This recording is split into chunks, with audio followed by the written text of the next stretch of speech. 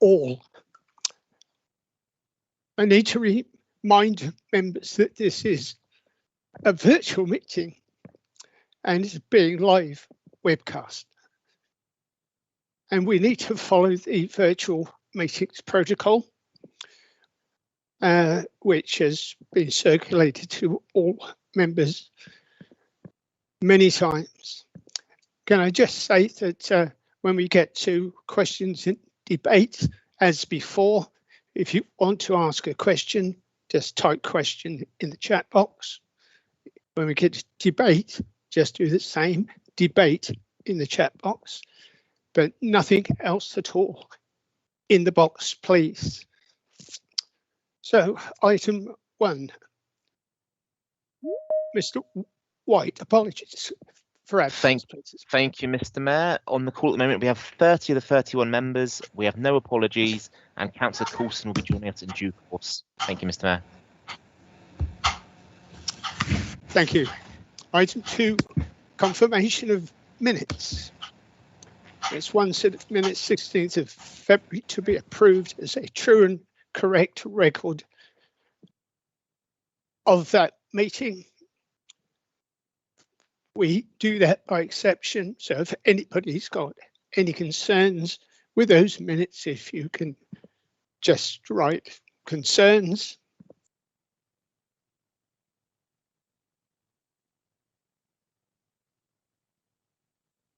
Just giving it a couple of seconds, Mr. Mayor, but nobody is typing in the box.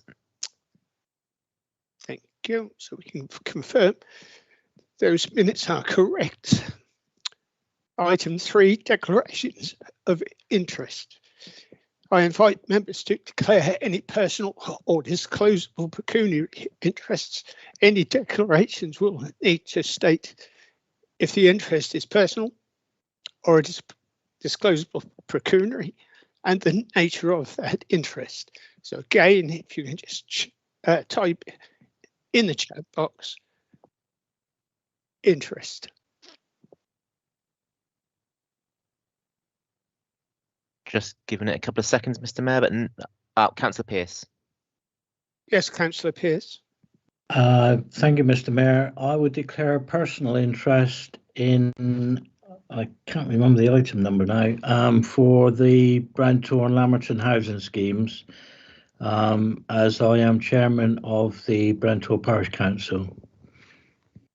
Okay, thank you. Nobody else? Not in the chat box, Mr. Mayor. Okay. Item 4, communications from my good self. I don't have any communications to give to you at the moment. So item 5, business brought forward by myself. The only one I want to mention is the Mayor's Recognition Awards, which we put out to all members.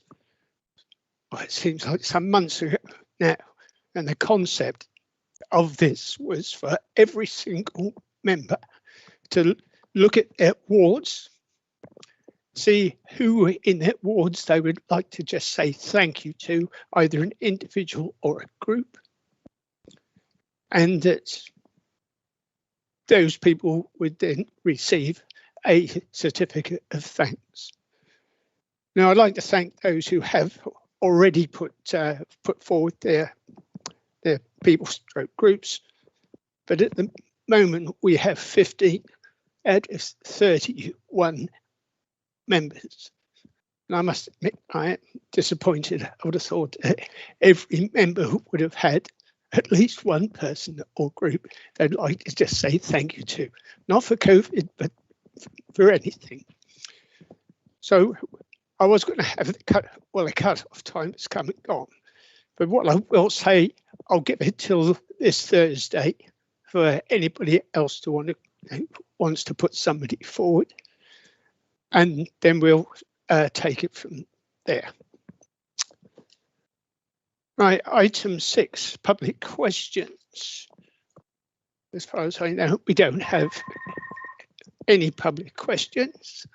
That's correct, Mr. Mayor. It's the problem of having a phone next to your workstation. Item 7, questions on notice. No questions on notice received from members. Item 8, motions on notice. Again, no notice received from members. So we get straight through to item 9, committee meetings. So for audit committee, I'd like to ask Councillor Davies to present the minutes, please. Thank you, Mr. Mayor. I move that the minutes of the meeting of the audit committee held on the 9th of February 2021 be received and noted. They are AC 19 to AC 25 and can be found between pages 9 and 11. Can I have a seconder, please? I second that, Mr. Mayor. Councillor Paul Vachon. Thank you. I believe these are for noting, Mr. White. That's correct, Mr. Mayor. They are duly noted. Thank you. Okay. Development Management Licensing Committee. I'd like to ask Councillor Yellen to present, please. Thank you, Mr. Mayor. I move that the minutes of the meeting of the Development Management and Licensing Committee held on the 16th of February 2021 be received and noted. They are DMNL 46 to DMNL 53 and can be found between pages 13 and 17. Could I have a seconder, please? Happy to second, Mr. Mayor. Councillor Pearce here. Thank you. Again, no, sorry. Again, noted. Thank you, Mr. Mayor. Council tax setting panel. That's for me to do. I move that the minutes of the meeting of the Council Tax Setting Panel held on the 23rd of February 2021 be received and noted. They are CTSP/1/20 to CTSP/3/20 and can be found between pages 19 and 22. May I have a seconder, please? Happy to second that, Mr. Mayor. That's, thank you. Yeah, thanks ever so much. Duly noted. Thank you, Mr. Mayor.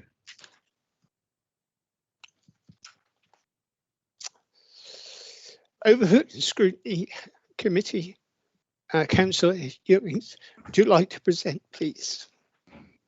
Thank you, Mr. Mayor. I move that the minutes of the meeting of the Overview and Scrutiny Committee held on the 2nd of March 2021 be received and noted. They are ONS 61 to ONS 71 and can be found between the pages 23 and 28 of your agenda. May I have a seconder, please? Happy to second that, Mr. Mayor. Councillor Kimber. Thank you. Duly noted. Thank you, Mr. Mayor. Standards Committee. One for me. I move that the minutes of the meeting of the Standards Committee held on the 9th of March 2001 be received and noted, with the exception of recommendation SC4. They are SC1 to SC5 and can be found between pages 29 and 30. May I have a second for that, please? Happy to second, Mr. Mayor. Ah, voices. Thank you. Those are noted. Thank you, Mr. Mayor. Thank you. In respect of recommendation SC4, I propose the following. That the council be recommended to adopt the LGA Model Code of Conduct as set out at Appendix C of the agenda report presented to the committee meeting to come into effect from the date of the next annual council meeting. May I have a second for that, please? Happy to second, Mr. Mayor. Thank you. Any questions? Not in the box, Mr. Mayor. Okay, thank you. Any debate?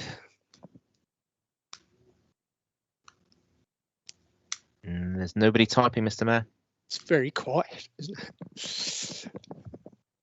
Right. So we do this by exception if everybody's happy with that. So if anyone has any concerns about this recommendation, please type concern.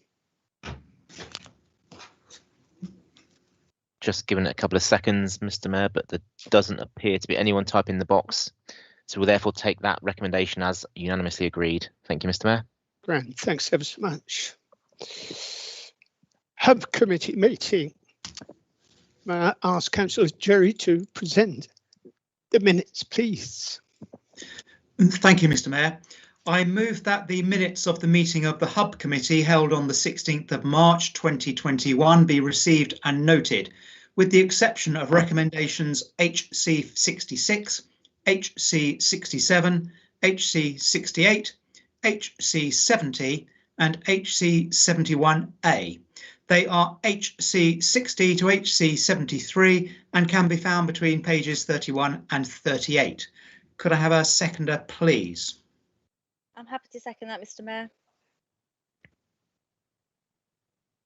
Thank you, Mr. Mayor. Those are therefore noted. Thank you. In respect of recommendation HC 66, I propose the following. That council be recommended to adopt the Better Homes, Better Lives, the South Hams and West Devon housing strategy for 2021 to 2026, as set out at Appendix 1 of the agenda report presented to the Hub Committee meeting. Could I have a seconder, please? I'll second that, Mr. Mayor.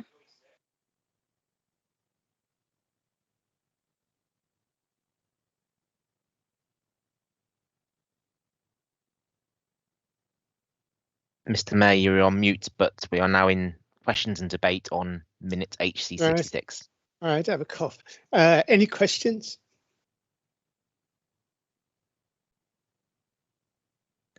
Again, there's nobody typing, Mr. Mayor.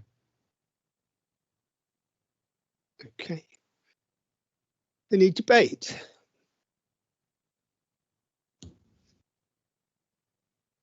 Nope, there's nobody typing in the box again, Mr. Mayor. Okay. So we vote by exception. So if we have anyone who has concerns with this, just type exception. Again, Mr. Mayor, for those observing via the streaming, there's nobody typing in the box, and we will take that recommendation as unanimously approved. Thank you very much. Thank you, Councillor Jerry. Thank you, Mr. Mayor. In respect of recommendation HC 67, I propose the following. That council be recommended to approve the expenditure of £85,000 from the Innovation Fund Invest to Earn earmarked reserve to undertake detailed design, specification and tendering of the Brentor scheme, subject to a successful planning decision. If I could have a seconder, please. I'll second that, Mr. Mayor. Thank you. Any questions?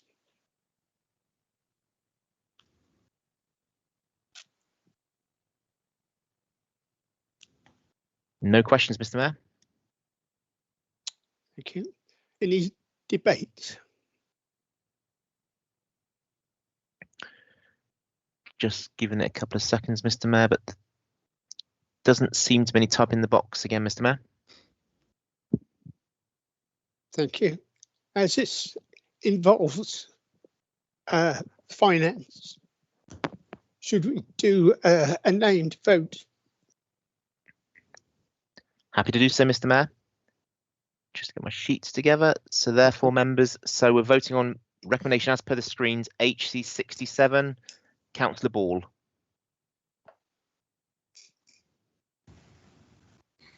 For. Thank you, Chairman. Sorry, I thought I was elsewhere, Mr. Mayor. My apologies.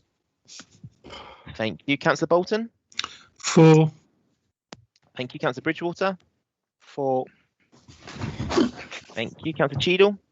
For. Thank you, Councillor Coulson. Not with us yet. Councillor Crozier. For. Councillor Davies. For. Councillor Daniel. 4. Councillor Edmonds, 4. Councillor Ewings, 4. Councillor Hayworth, 4. Hipsey, 4. Gorey, 4. Kemp, 4. Kimber, 4. Councillor Leach, 4. Moody, Councillor Moody. I'll try again in a minute. Councillor Mott, 4. Moyes, 4. Councillor Musgrave, 4. Councillor Pearce, 4. Ratcliffe, 4. Councillor Renders, 4. Bridges, 4. Councillor Samuel, 4. Councillor Sellis, 4. Councillor Southcott, 4. Councillor Spettigue, 4. Councillor Vashon, 4. Councillor Wood, 4. and Councillor Yelland. 4. And just a last call for Councillor Moody. I believe he's having IT issues, Mr. Mayor. Thank you, Okay. Councillor Hipsey. That therefore, members, is 29 and unanimous in favour of the recommendation for HC 67. Thank you, members. Thank you. Councillor Jury. Thank you, Mr. Mayor.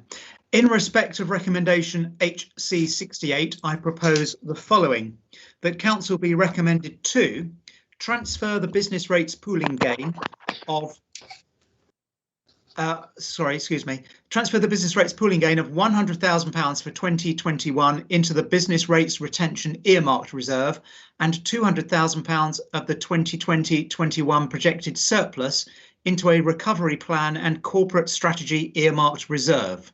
If approved, this would leave a remaining surplus on the 2020-2021 accounts of £23,000, being 323,000 less 100,000 less 200,000 against the 2020-2021 amended budget.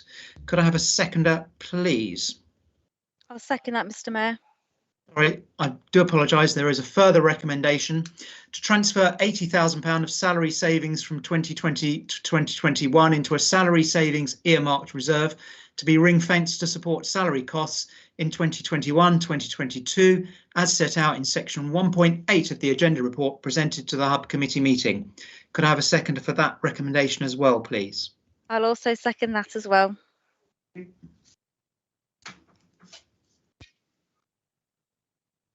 Mr. Mayor, apologies, you're on mute. If we take the two recommendations together, any questions, please?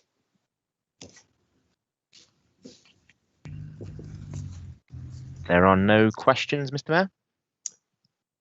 Any debate?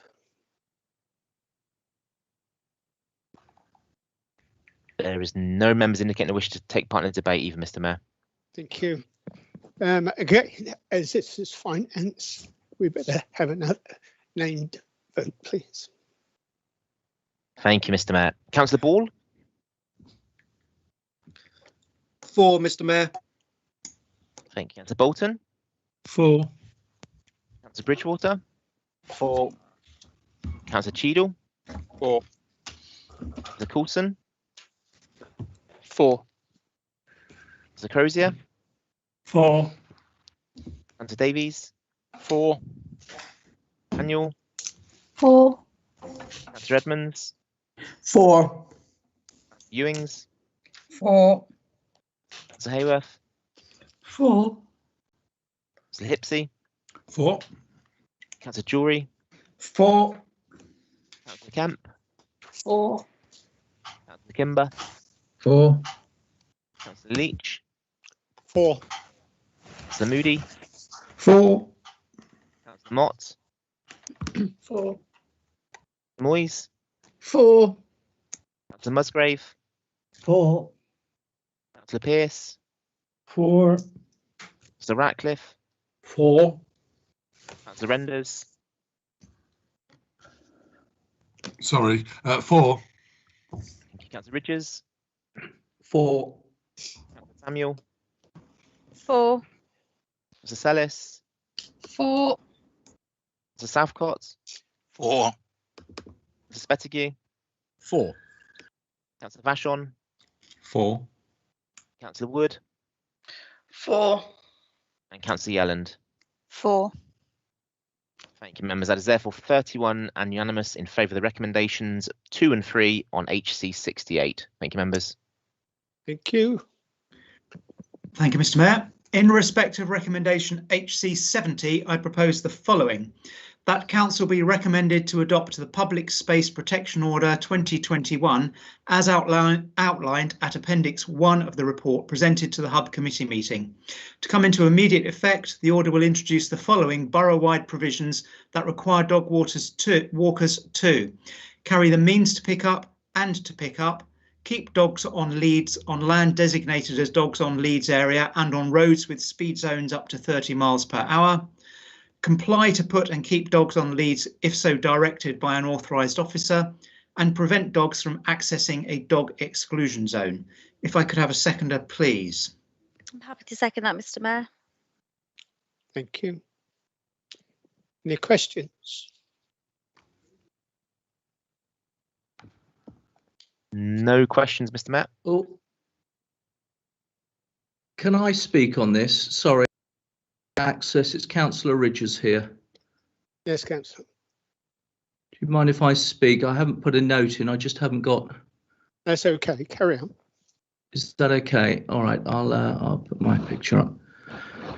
Thank you. I mean, this is a very difficult subject, and one obviously that we had significant debate on last time. I think we're between a rock and a very soft place, not to use some uncomfortable terms. We really are concerned about, picking it up. And I will also note that within this paper, there's the exceptions for Dartmoor National Park Common Land and Forestry Commission land. But I really think as an organisation with limited rural land and responsibility and a limited responsibility for land management, we have in the short term to have adopted the Dartmoor National Park guidelines, their pick up and dispose policy, which I don't or didn't necessarily agree with. And I still think for me, the jury is out. But the DMPA have been advised, and I assume that they take their advice, and I've checked their site and I've spoken with Councillor Mott, that the traditional flick it with a stick approach can cause major damage to livestock. I'm not sure if this is true, and I'd like to see some more research into it. But I think as a manager of land and an organisation that has a strong link with our farmers, that they have to remain the higher authority on this. I still feel concerned that we still have the potential of left poo bags by irresponsible dog owners, and that could be potentially more damaging than the flick it with a stick approach. But the DMPA are the lead authority on the land management. What I would look for and would like to add into this is that we, albeit a smaller land management body, under DPA, advise them and work with them to conduct an urgent review of their policy and an urgent review of the policy of always picking up within the next financial year, that's 21-22. I think I will note and support if we're in debate, but I really do think we need to have this policy looked at in areas that are outside the exceptions. But we do need enforcement, and I realise that is here in front of us, and it gives this council authority to do so, probably in more targeted urban and semi-urban areas where this is aimed at. Thank you. Thank you. Councillor Hipsey. Thank you, Mr. Mayor. I've had many concerns with the proposed public space protection order for some time now, and I'm still worried about its probable effect on the freedom of responsible dog owners, who are undoubtedly in the majority, to exercise their pets properly. I also have reservations about whether it can be effectively enforced, given the enormity of the task and the resources available. I fully understand the need to have such an order in place, however, and will therefore somewhat reluctantly support the recommendation. Thank you, Mr. Chair. Mr. Mayor. Thank you. Councillor Mott, please. Thank you, Mr. Mayor. It was just really in response to the comment made by Councillor Ridges. As you know, we have discussed, and National Park are about to review their bylaws in line with with consultation with Devon County Council. In the meantime, though, we are having to observe their current bylaws, which is supported by advice and education. As you know, we have started a media campaign to highlight the best practice, which is to pick up so that we can avoid ill health to livestock and to people arising from dog feces. I do share your concerns with the fact that some people do seem to think that it is okay to bag up dog poo and then leave it on the side, and also with those that think it is okay to just dump it by a full and overflowing bin rather than being responsible for it and taking it home for proper disposal. I hope that helps to allay any of your concerns, Councillor Ridges. Thank you. Councillor Kemp.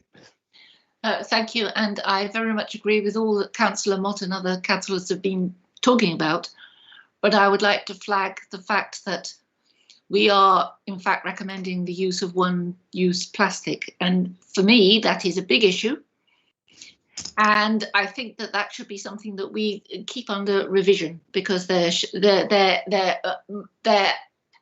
must and will be a better way to deal with our dog feces, which after all 100 years ago were a benefit to society and suddenly seem, of course, for many good reasons, not to be at the moment. Thank you. Councillor Coulson, please. I had 2 points. I think one has been largely picked up by Councillor Ridges. I've yet to be convinced that this is the right approach. Perhaps it is. I've seen an exponential increase in the number of dog bags hanging from bushes, trees left out on the moor and in the woods, and I wonder if that actually, in the long run, may be more damaging than the flick it with a stick approach. That's a concern of mine. Secondly, just a point of clarification, please, on HE 73 and 4, where the dogs to be on leads in certain areas. Whilst I completely agree, I have children myself, and I wouldn't like to see dogs off the lead in a play park. Likewise around livestock, especially during the lambing season. But there are, particularly in urban areas, very few areas where a dog owner can exercise their dog off of a lead.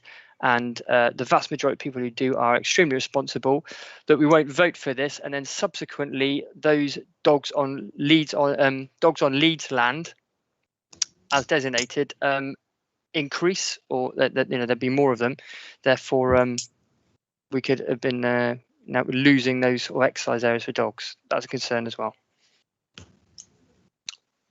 Thank you. Councillor Sellis.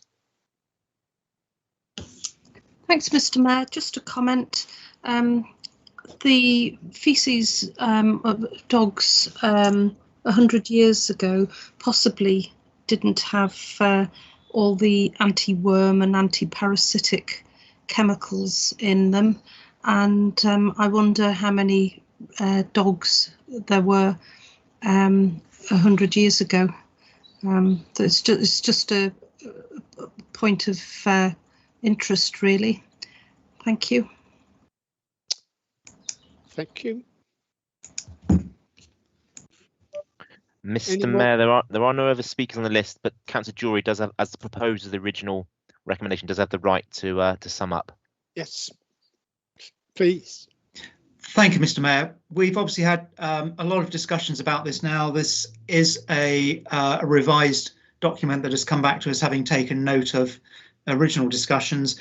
And I think it is clearly important to us that we're in step with the National Park, and also that we do have a policy that we can enforce if the need arises to do so.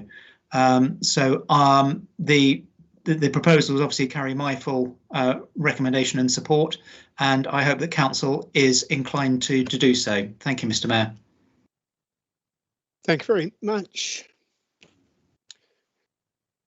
That being the case, and because it's an emotive issue, I think, again, Mr. White, we better have a named vote, please. Thank you, Mr. Mayor. In alphabetical order, members, Councillor Ball. 4. Thank you. Councillor Bolton. 4. Bridgewater. 4.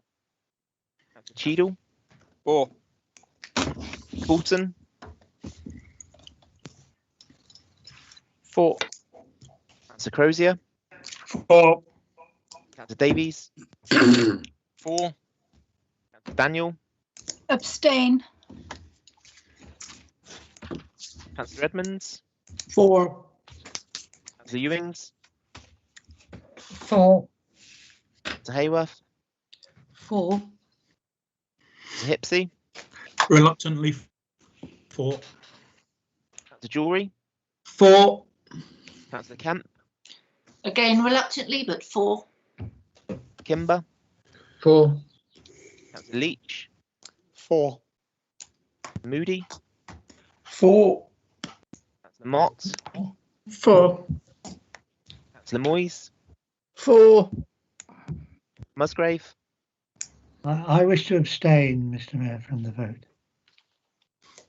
Councillor Pearce. Strongly 4. Councillor Ratcliffe. 4. Renders. 4. Councillor Ridges. 4. Councillor Samuel. 4. Councillor Sellis. 4. Alphcott. 4. Councillor Spetague. 4. Councillor Vashon. 4. Wood. I'll abstain. And Councillor Yelland. 4. Thank you, members. That is therefore 28 votes in favour with 3 abstentions, and recommendation HC 70 is therefore declared carried. Thank you, members. Thank you.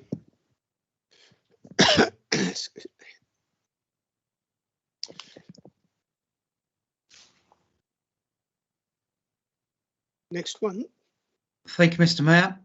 In respect of recommendation HC 71A, I propose the following: that council be recommended to adopt the draft community consultation and engagement strategy as set out at Appendix B of the agenda report presented to the Hub Committee meeting. Could I have a seconder, please? I'll second that, Mr. Mayor. Thank you. Any questions?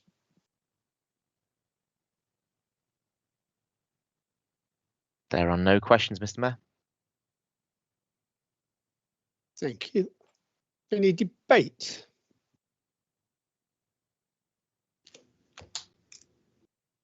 Again, there's no indications of any members wishing to debate, Mr. Mayor. Thank you. Can you just change the screen, Mr. White? We're still dogs on the screen. It's at the bottom of that slide, Mr. Mayor, so the bottom third of the slide. Yes. So no debate. That's correct, Mr. Mayor. We do this one by exception. Just give it a couple of seconds, Mr. Mayor. And there's nobody typing, so we'll take that one as unanimously approved for HC 71A. Thank you, Mr. Mayor. Thank you.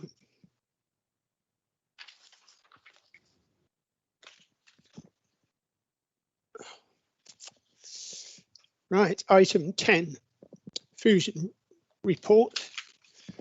Excuse me.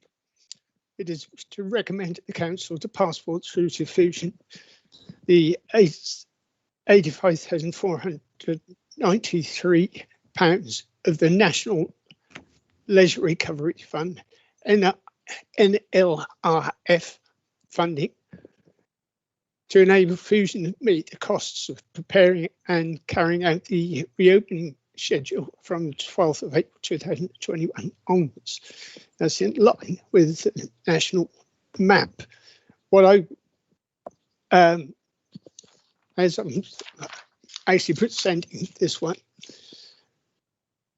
officers have been working with Fusion in recent days to understand the financial impact of reopening in accordance with the government roadmap as set out at all the members' leisure briefing.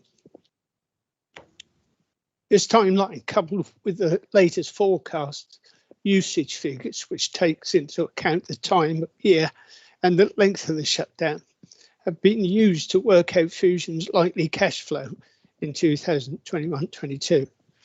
Fusion forecast a negative cash flow position in the first half of the coming financial year, and although cash flows turns positive towards the end of the year, they face an overall deficit. So, as to balance the books and ensure no delays in reopening both centres in line with the national roadmap, Fusion have asked that we pass the £85,493 from the National Leisure Recovery Fund money to them to support reopening. This request is not unexpected, as Grant Thornton, administrators of the fund, recently emailed all recipients, clearly stating that the money should be transferred to the leisure providers as a matter of some urgency. Fusion's request is also being duplicated across the country by all leisure providers. The money had been proposed to be put in a leisure reserve, as recorded in the minutes of the Hub Committee when discussing the budget monitoring report. As the portfolio holder for leisure, I fully support this proposal. It should be noted that at the current time, we are monitoring Fusion's costs through open book accounting in accordance with the contract variation the council approved as part of its package of support. This currently shows a small surplus, which will be passed back to Western Borough Council if the accounts remain positive at the close of the financial year.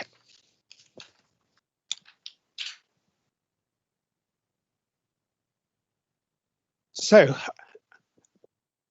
it is recommended as shown on item 10. May I have a seconder, please? I'm happy to second that, Mr. Mayor. Thank you. Any questions?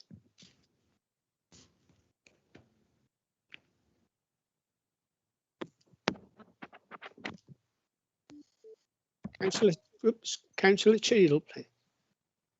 Yes, I've just got one question. My understanding is that the money that we're now discussing that would be passed through to COVID is money direct from the central government. And I just wonder whether the figure, the £80,000 or so, is in a sense what Fusion said they needed, or was it some calculation done by central government of what central government could afford? Who would like to answer that question, please? Mr. Mayor. Go on, Lisa. Got there first. No, you go, Chris. Sorry. Okay. Don't fight. Thank you, Mr. Mayor. So the funding has been derived through a sort of formula based on a national government level, rather than anything that's done at a local level. What Fusion have done is modelled forward into the new financial year with the with sight of that funding, about approximately £80,000, and done their modelling based on that. So I think if they were forecasting a significant loss beyond this, then we would be having a different conversation, but that's not the case. Thank you, Mr. Mayor. Could I just sort of ask something? So is it sort of a lucky happenstance that the amount that happens to be available is enough for Fusion to get going without them requiring any further assistance from us, financial assistance? Yes, in terms of their additional financial ask from us, so in terms of the direct support from us, that is the case, Councillor Tudor. Thanks very much. Thank you. Any other questions?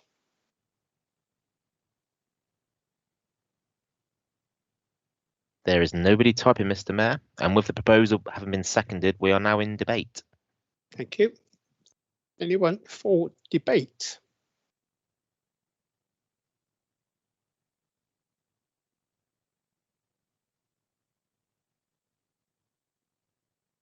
Councillor Ball is first on the list, Mr. Mayor. Councillor Ball.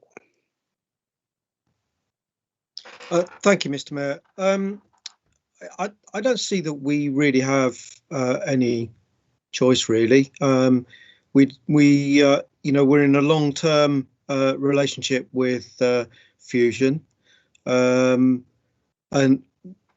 nobody kind of could have foreseen 2 lengthy lockdowns when we originally took out the contract with them. And obviously, if this money helps bridge the gap for Fusion, it will benefit us in the longer term. And obviously, it's going to have an impact on the payback that we would have had if things had been if we hadn't had COVID. But the worst thing that could happen is really Fusion to go under, because would be that would be terrible for us. So I don't see where we have any choice. It's obviously not ideal that we would need to do this in some respects, but I'll be supporting this unless I hear anything within further debate that convinces me otherwise. Thank you, Mr. Mayor. Thank you. Any other debate?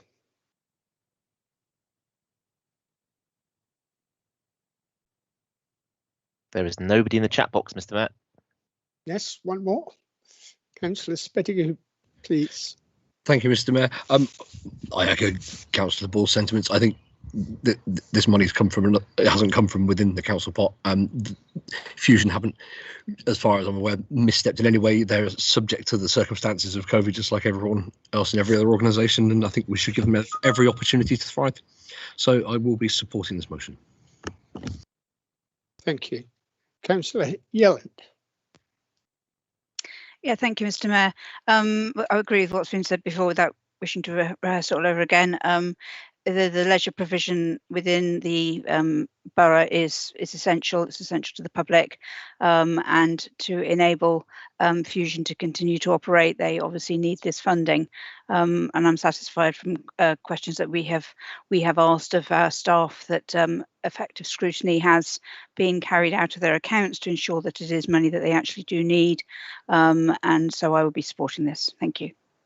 Thank you. Councillor Hipsey. Thank you, Mr. Mayor. I agree with everything that's been said so far, and I don't think we can underestimate the importance of leisure facilities like this as we emerge from the COVID pandemic for people's physical and mental health.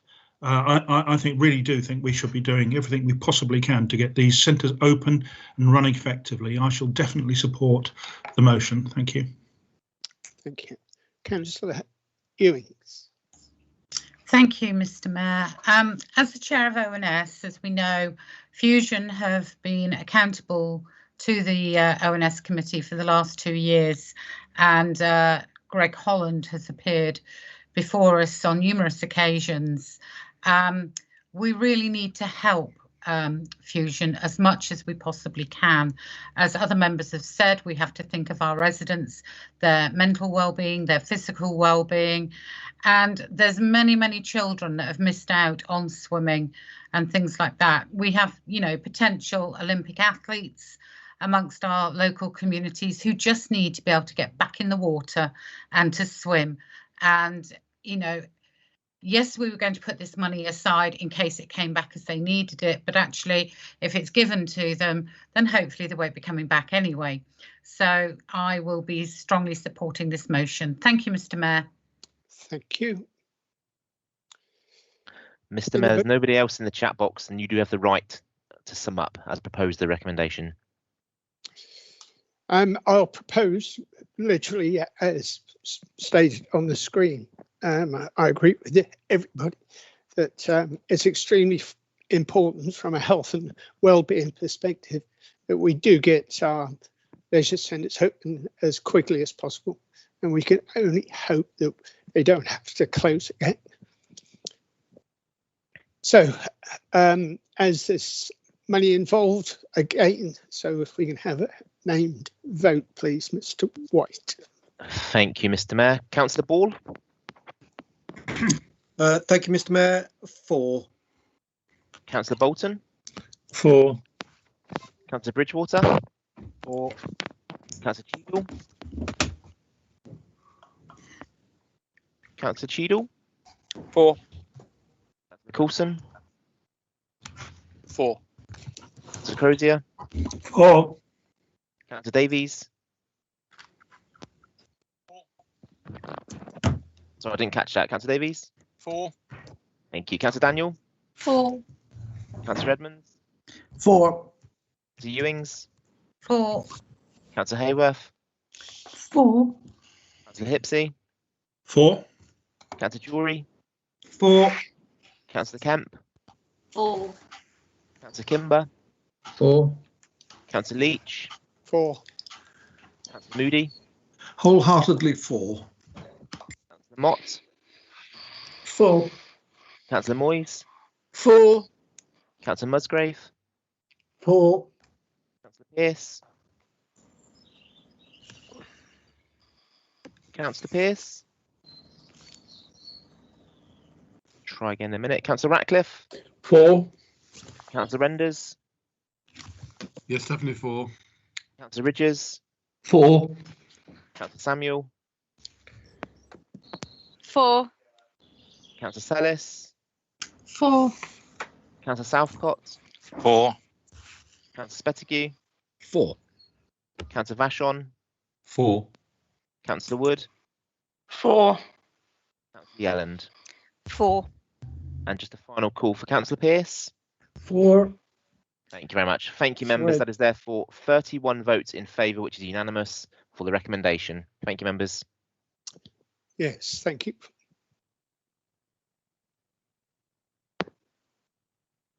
So we move on to item 11, 2021-22 Capital Strategy, 2021-22 Treasury Management Strategy, and 21-22 Investment Strategy. Councillor Edmonds, please. Thank you, Mr. Mayor. The Capital, Treasury Management and Investment Strategies are presented annually to Council for approval by the 31st of March each year. The strategies set out a framework for arranging and managing the Council's finances during the next financial year. For example, the Council's capital expenditure and borrowing limits and where the Council will invest its surplus funds. Decisions on Treasury management investment and borrowing are made daily and are therefore delegated to the Section 151 officer and finance staff, who must act in line with the financial strategies approved by Council. Members are responsible for ensuring effective scrutiny of the Treasury management strategy and policies. Treasury management training, arranged for the 22nd of March, help members to gain a working knowledge of the financial strategies. The strategies set out a position at a point in time and are based on the 2021-22 capital programme approved by Council in February 2021. The strategies can be revised at any point during the financial year.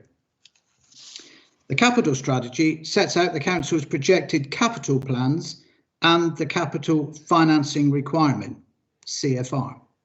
The CFR is the total historic outstanding capital expenditure which has not yet been paid for from either revenue or capital resources. The CFR is projected to be 24.7 million for 21-22. This includes borrowing for leisure, Waste Fleet, Kelworthy Park, Tavistock temporary accommodation and 4 investment properties.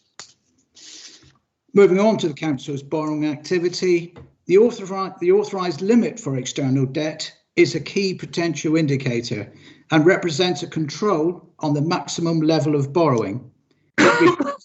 It reflects the level of external debt which, whilst not desired, could be afforded in the short term, but is not sustainable in the longer term. There are no plans to increase the level of long-term external borrowing in the period covered by these strategies. Members are recommended to reaffirm the total authorised borrowing limit of £50 million agreed by Council in September 2019. The operational boundary, the limit beyond which external debt is not normally expected to exceed, has been set at £47.5 million. And a final point on borrowing, the estimated amount of external borrowing outstanding at the end of this financial year is £28,944,000. An important element of the Treasury management strategy is the minimum revenue provision, MRP. And the policy statement is set out in Appendix B. MRP is the capital repayment of any borrowing, and the report recommends that Council approve the MRP statement, which can be found on page 78 of your agenda papers. The investment strategy sets out how members and the public can assess the Council's investments and decisions taken. The Council is proposing to continue to invest its money in banks and building societies within the UK. As at the 30th of September 2020, the Council held £19 million of investments. Due to the bank rate base rate falling to 0.1% in March 2020, and it's a historic low, investment income will be much reduced in 2021-22. And finally, Mr. Mayor, I come to the report recommendations, which are on the screen in front of you. Firstly, that Council approves the capital, investment and treasury management strategies for 2021-22.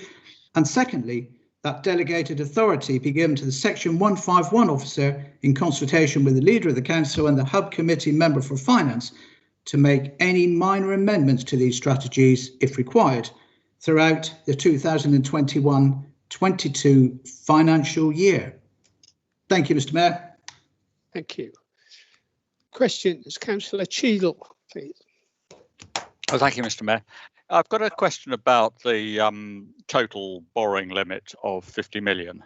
And it was simply to say that having gone through what can only be described as a quite extraordinary 18 months with the pandemic, has anything in the sort of overall risk spectrum changed to suggest that we should look again at whether that limit is appropriate?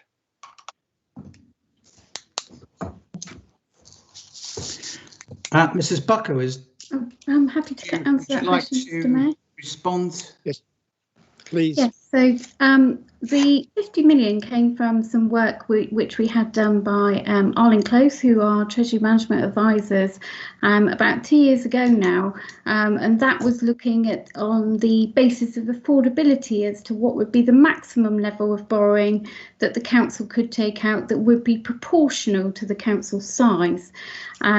Because within the guidance that was issued, there was very much a focus on proportionality of borrowing, and what we wanted to know was what was that proportional borrowing limit for ourselves. So that would take into account things like our fixed asset base, our revenue income streams, so what were our income levels for things like our major income streams.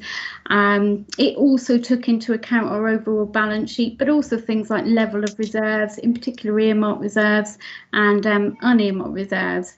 We will always look at that limit at any one time and look to revise that. We haven't revised that downwards at the moment, mainly because most of those things haven't changed significantly, apart from perhaps some of our income levels, which have been affected by the pandemic, but we have been able to access the the government's sales fees and charges income compensation scheme for that. But things like our level of reserves, our fixed asset base, the overall size of the Borough Council haven't changed. But that is something that we will keep under review on an annual basis, and probably look to, I think every sort of 3-4 years, we'd probably look to revise that. I think the PWLB guidance as well has also now been issued, which has limited the amount of category of borrowing. So any borrowing in the future, it has to be for regeneration purposes or for housing, for refinancing or for service delivery purposes. So in terms of borrowing criteria, that has changed from the Public Works Loan Board. Thank you, Mr. Mayor. Thank you. Councillor Daniel. Okay, thank you. I'd like to ask a question about ethical investment. I don't hear that phrase here, and given that we've declared a climate and biodiversity emergency, I'd like to know how this is taken into consideration when making investment decisions. For example, are there plans for not using banks that support fossil fuel investment, and also looking at investments that benefit people and places without doing harm to the environment? Thank you. Yes, thank you, Councillor Daniel. I'll attempt to answer your question. And for those members that attended the Treasury Management training session, which I think was on Tuesday, you will have seen some slides there which talked about the ESG and environmental social governance. And certainly, and that deals with just the type of situation you're talking about, where, ethical green funds, environmental funds, investments are being considered. Now, this would be an overlay to the current MHCLG investment guidance, and not really a key driver. Security, liquidity and yield are still the current fundamental criteria of local authority investing. Now, our external financial advisors, Link, they are working with main providers to be able to provide an ESG solution to clients, i.e. local authorities, so we could procure their services on this in the same way as we do their credit rating service, for example, your typical bank or building society account. This is obviously a work in progress for our advisors, and we would hope to have something on this up and running by this time next year. But the example you give is a good one. There are other examples. You mentioned banks that perhaps are closing local bank branches, poor treatment of exploitation of workers, and so on. There's a whole range, financing of oil and gas extraction, and so on, financing of companies actively involved in Amazon basin forest clearing. So lots of examples of perhaps, where the local authority wouldn't be comfortable in placing its surplus funds. But this is a very specialised area, and we will have to rely on our external financial advisors to do the necessary research and to come forward with that research for council to consider, and that could become a factor in any decision, investment decisions that are made in the future. But as I say, this is a work in progress, and we would hope by next time, this year, next time, that research may be available. Thank you. I just want to say, can you keep us updated? Because I think actually it's quite urgent that we don't pass our carbon footprint on to other places now that we've declared this emergency. And I'm really glad to hear that we are starting, but I think, it is quite a pressing issue for all of us. Thank you. Thank you. I'm sure the finance team will keep us updated on progress. And you're absolutely right. This is very much underway, but being such a specialist area, and as I said, security, liquidity, and yield are still the main drivers. And so all those factors need to be considered in any investment. But rest assured, that work is now firmly underway. Thank you. Thank you very much. Councillor Sellers. Thanks. My questions have been asked actually, but one supplementary, if I may, would be: was the council wise borrowing all these millions? Send it. I'll try and answer that. I think the short answer to that is yes. And if you look at the budget for next year, you will see that the net income anticipated from the investments that have been made is 320,000 net of all costs. So that is valuable income. And you'll all know what the driver of that was. Obviously, as grants from central government were turned off, councils were faced with a dilemma. They had to somehow replace that income, and the council took decisions to invest, not purely for yield, of course, but yes, I think that has been valuable income. We have of course acquired assets, not just debt. We have acquired substantial assets, and over time, it is hoped that those assets will increase in value. And of course, we are making provision, as I explained in my introduction, via the MRP. We are making provision to set aside the repayment, the capital element of those loans. So that is being set aside. So hopefully, as the asset value increases and the capital element decreases, that hopefully will leave the council in a strong position in terms of added value or equity. Of course, there is always a risk to any investment, and such it is with property. But thus far, and I've got everything crossed whilst I'm saying this, that we have proved that those concerns have not been realised to any extent.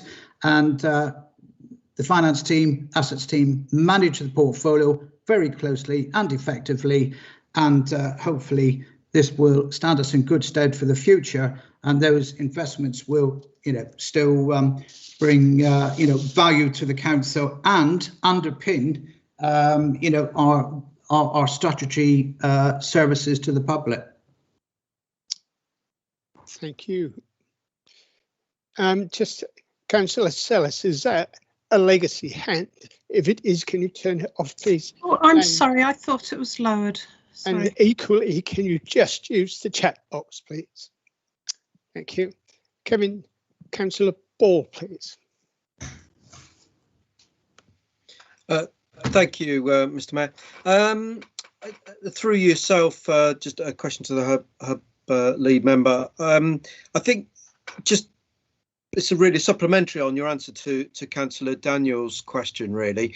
So are you saying that part of the potential issue with looking at other investments are that that they don't necessarily have the credit rating or the stars that are needed to be there's no such thing as a safe investment, but safer than some. I say that from the point of view of obviously other councils I know have very strict rules about where they can invest, and even sort of they don't invest in some well-known names for a variety of reasons. Is that sort of an example of the response you gave? I just wanted to make sure I understood what you said, Councillor Edmonds. Thank you.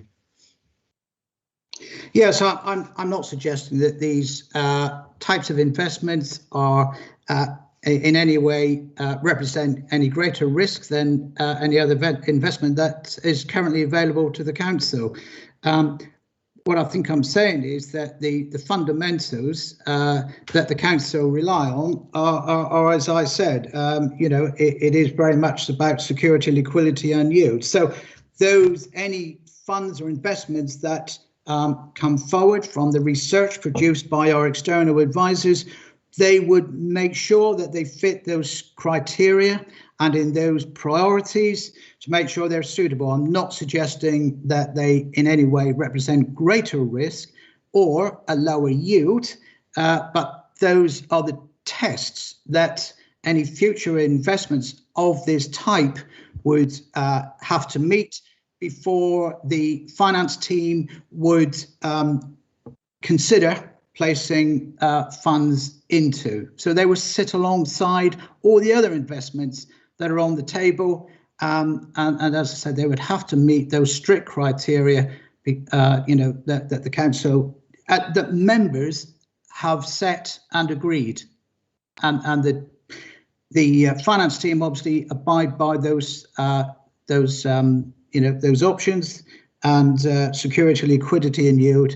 So that is what will determine eventually whether an investment is made, and if so, by how much into those investments. Once, of course, we also know the product features as well, in terms of minimum amounts, return, etc. So that is the kind of thing that will come forward from Link in the fullness of time, and that will be considered alongside all the existing investments that are currently being used. Does that answer your question, Mr. Board, Councillor Ball? Supplemental, Councillor Ball. Thank you.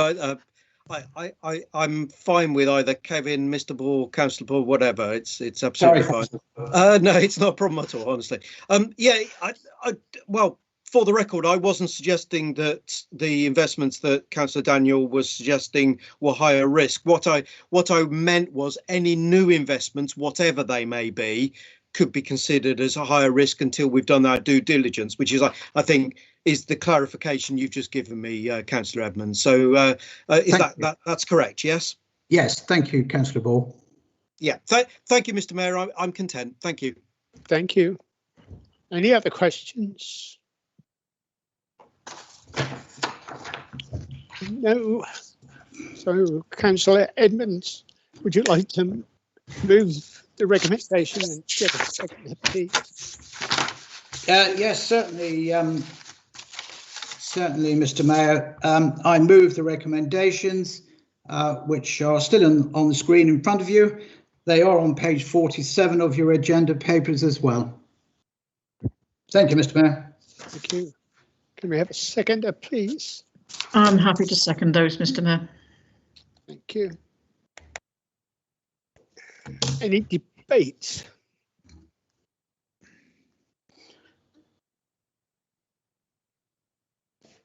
There isn't. Oh, there is. Councillor Daniel, Mr. Mayor. Yes, thank you. Councillor Daniel. Thank you, Mr. Mayor. I just wanted to say that but all members know that we've got our new climate forum made up of members of the public, one of whose tasks is to hold West Devon to account on our progress with our climate and biodiversity plan. And I think we need to show what we're doing and that we're actually making the appropriate decisions regarding finances and other decisions to meet our climate targets. Thank you. Thank you. Any further debate?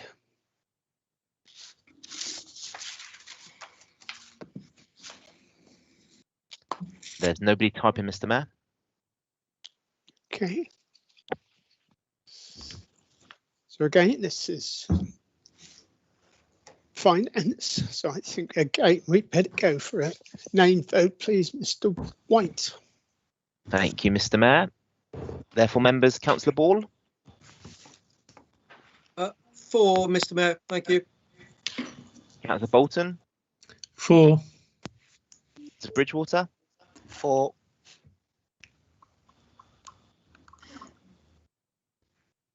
Hello, for. Sorry, Councillor Cheadle. For. Gibson. For. Councillor Crozier. For. Councillor Davies, 4. Sir Daniel, 4. Redmonds, 4. That was 4. thank you, Councillor Ewins, 4. Councillor Hayworth, 4. Councillor Hipsey, 4. Jory, Councillor Jory, 4. thank you, Councillor Kemp, 4. Councillor Kimber, 4. Councillor Leach, 4. Moody, 4. Mott, 4. Moyes, 4. Councillor Musgrave, I believe Councillor Musgrave has left the meeting. thanks, Mr. White. Councillor Mott, Councillor Pearce, 4. Councillor Ratcliffe, 4. Renders, 4. Ridges, 4. Councillor Samuel, Councillor Samuel, 4. thank you, Councillor Sellis, 4. Councillor Southcott, 4. Councillor Spettigue, 4. Councillor Vashon, 4. Councillor Wood, 4. and Councillor Yelland. 4. Thank you, members. That is therefore 30 and unanimous for the recommendations. Thank you, Mr. Mayor. Thank you very much. Let's move to item 12, pay policy statement and pay and rewards strategy 2021-22. Councillor Jury, please. Thank you, Mr. Mayor. Members, in front of you is a paper asking Council to adopt the pay policy statement and pay and reward strategy for 2021-2022. As a council, we are required to agree and publish a policy each year which sets out the remuneration of the chief officer, median and lowest paid employees and the relationship between them in accordance with the Hutton report. At this point, members, I'd like to apologise and point out 2 errors on the paper that has been published. If you could turn to section 3 and under item 3.4, the median salary should be 29,577. And under section 3.6, the relationship between that remuneration and the head of paid services salary is 4.17%. Apologise for those, I missed them on my first read through, but I have checked and those are the correct figures. If that could be noted, please, Mr. White. The pay policy statement is attached at Appendix A and the pay and reward strategy is attached at Appendix B.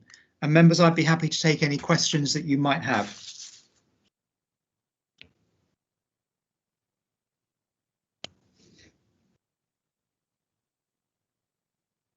There are no questions in the chat box, Mr. Mayor. Councillor Spettigue, on cue. Thank you, Mr. Mayor. Thank you, Tom. Right, Councillor Jury, if I could just put a clarification, really, in the supporting information under bonus payments, it stipulates that the council have removed all historic bonus payments, but further down in terms of merit pay and honorariums, as well as accelerated incremental progression, obviously these are in effect bonuses, and I wonder whether you could expand on that a bit, or certainly in terms of it's a discretionary decision by the SLT, is what I understand, but are there criteria for those things, or is it purely on their discretion? Thank you, Councillor Spettigue. I wonder if I could bring in, if I might bring in Andy, if he's there. Andy Wilson. I've not been involved in any requests for any of those in the past, Mr. Wilson. Are there criteria that are attached to those? There is a criteria. There is a merit pay policy which sets out the criteria, and the councillor's right. It's SLT discretion following the criteria in the policy. The removal of the bonuses refers largely to the bonuses that were paid to the waste crews at South Hams. So I think historically, I don't think we had a bonus payment as such at West End since we outsourced that service some time ago. Thank you, Mr. Wilson. Thank you, Mr. Wilson.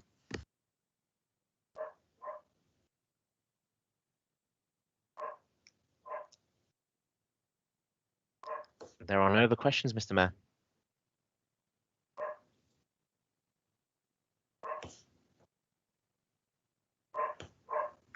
You're on mute, Mr. Mayor. The dog isn't. Councillor Sellis, please. Yeah, apologies if I've missed it. Is there any gender differentiation, in pay scales and pay? Thank you, Councillor Sellis. I know that we do have to publish a gender gap document information. It does, I think it probably, well, it almost certainly has changed since our former chief executive was around. I don't know whether Mr. Wilson, you're able to shed any light on that for me. We are due to publish it next week, actually. Preliminary figures show that I don't think there's a significant gender pay gap. But say I'll be happy to share with members next week when we publish it. I haven't got the figures off the top of my head, I'm afraid. Thank you. Okay, thank you. So, any more questions? Yes, Councillor Ewings. Thanks very much, Mr. Mayor.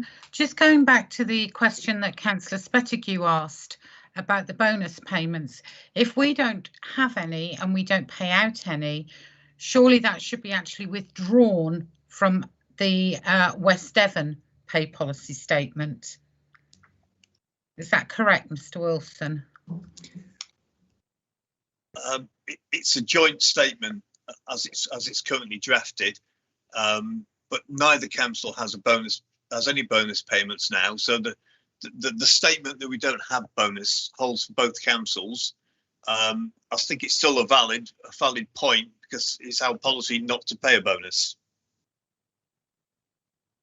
So does that mean it will be withdrawn, that statement? With respect, I think it's valid because the fact that we don't pay it is worth saying, because a lot of councils don't. Sorry, I missed that. It then truly acknowledges the fact that we don't pay bonuses. Yes, that's the point I'm making. It's pointing out that unlike a lot of councils, we don't have a bonus system. Okay, thank you, Mr. Wilson. Thank you, Mr. Mayor. Thank you.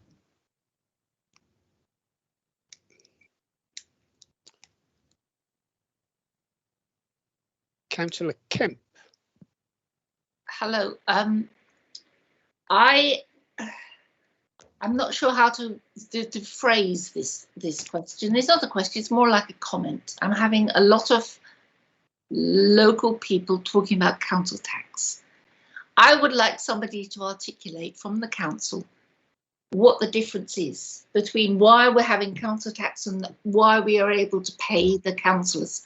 There's nothing from me on that, but I think it is an important message. I'm not sure of that comment either. So can you turn it into a question? Oh dear. I totally support what is being done, but can we articulate for our residents the use of our funds in relation to council tax and increasing wage payments to our employees? Okay. Councillor, if I may answer that, Mr. Mayor. Yes. I think we issue an annual report every year which delves into our finances in considerable detail and how those are spent. With regard to the employment of staff, we are tied into national pay negotiations and pay scales, and there's a national market for the calibre and skills of staff that we are seeking to employ, and we pay the going rate, and I think nothing more than the going rate. Those things are kept under supervision and looked at constantly, and I think what we try and do when we issue our annual statement is to show that we are producing value for money. Now, that's something that we as councillors will always want to keep under scrutiny, and I think we need to continue to do that. I don't know if that helps, Councillor. I think it very much does. Yes, I'm sorry to put anybody on the spot, but this is a grassroots real issue at the moment, and I appreciate your feedback. Thank you. Thank you. Thank you. Councillor Spettigue. Thank you, Mr. Mayor. Just another question for Mr. Wilson, and it's just a point of clarification. Mr. Wilson, are you able to sort of clarify for me then the difference between a merit award and an honorarium, as opposed to a bonus, the difference between the two, please? Certainly. We use the term bonus really when it's a sort of permanent attachment to somebody's earnings, whereas a merit payment is normally for a one-off piece of work, or an honorarium is for a one-off piece of work, whereas a bonus traditionally would be a certain percentage on top of your salary that's just paid as a matter of fact, as opposed to being earned. Understood. Thank you very much indeed. Thank you. Thank you, Mr. Wilson. Any more questions?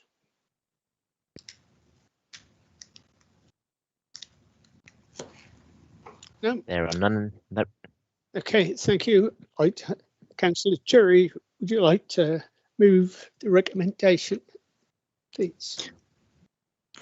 Yes, I've got Councillor Pearce asking to comment. I don't know whether that can wait till debate, Councillor Pearce. Yes, okay, Thank you. Leader, that's fine. Thank you, Mr. Mayor. Thank you, Mr. Mayor. I'd like to therefore move the recommendations which are shown on the screen in front of you and are set out in full on page 105 of the agenda papers. Could I have a seconder, please? Happy to second. I'll second that, happy to Mr. Mayor. second that. Thank you. So we go into debate, please. Councillor Pearce. Thank you, Mr. Mayor. I would just like to pick up on the issue that Councillor Kemp was saying about council tax. I just feel that members ought to be aware that we only collect, although we collect all the council tax for other authorities, we only receive 11 pence in the pound. And I think that is a very strong argument to people that are complaining, you know, about the big increase in council tax. And unfortunately, we are not responsible for what other authorities put their share of the council tax up, and we have to collect on their behalf. Thank you, Mr. Mayor. Thank you. A very good point. Any more debate?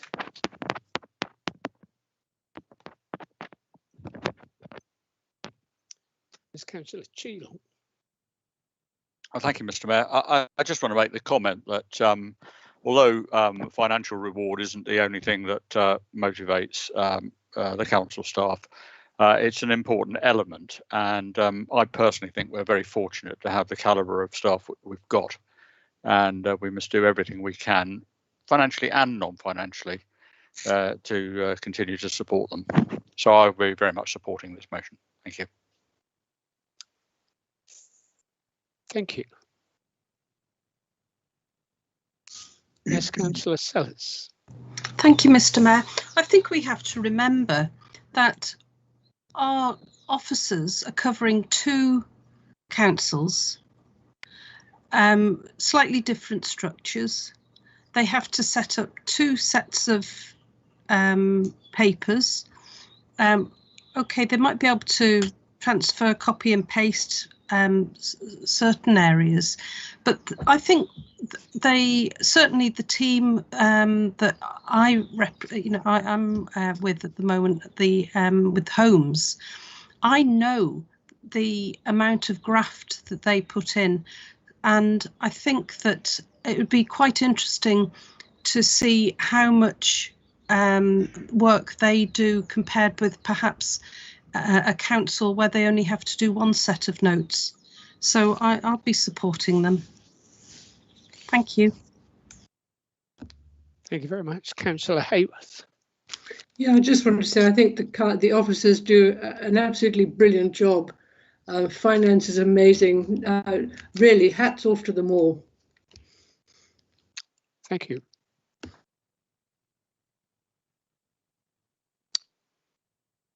Any more debate?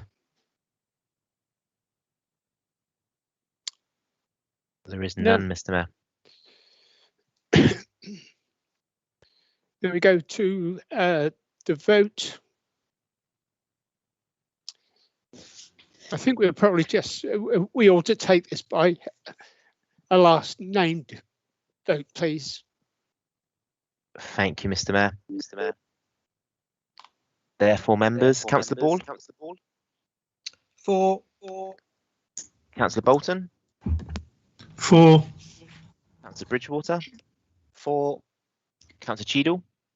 For. Councillor Coulson. Or is that 4? Sorry, Councillor Coulson. Yeah, sorry, 4. 4, thank you. Councillor Crozier. For. Councillor Davies.